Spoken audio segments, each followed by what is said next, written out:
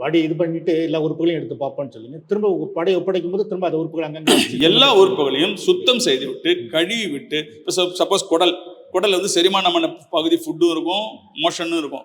எல்லாத்தையும் வெளியே எவாக்குவேட் பண்ணிட்டு பாடி ஃபுல்லாக க்ளீன் பண்ணிட்டு எல்லா உறுப்புகளையும் திரும்பி கழுவி தொடச்சி உள்ள போட்டு பிரெயின் எடுத்தோம் பாருங்க, அந்த பிரெயினையும் தூக்கி வயிற்றுக்குள்ளேயே போட்டு திரும்பி தச்சிருவோம் சார். இந்த நெஞ்சில் வச்சு அந்த நெஞ்சு கூடிய எலும்பை வச்சு தச்சிருவோம். எல்லா உறுப்புகளையும் வயிற்றுல வச்சு தச்சு திரும்பி வயிற்றுல வச்சு தான் தச்சிருவோம். மண்டை ஓட்டுக்குள்ள மட்டும் துணியை வச்சு மண்டை ஓட்டு கேப்பை திரும்பி வச்சு, கேப் வச்சாலே போதும், அது உள்ள எதுவும் வைக்கணுங்கிற அவசியம் கிடையாது. நவுறாம இருக்கிறதுக்கு தான் அது உள்ள ஏதாவது துணியை வச்சுட்டு திரும்பி தோலை வச்சு தச்சிருவோம்.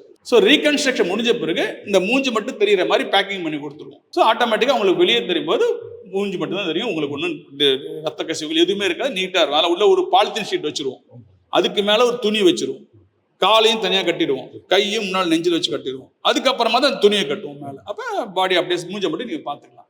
சம்பிரதாயங்கள் பண்ணுற மாதிரி பாடி கழட்டி துணியை கட்டிட்டு குளிப்பாட்டுறோம் போகிறோம், அதெல்லாம் செய்யக்கூடாது.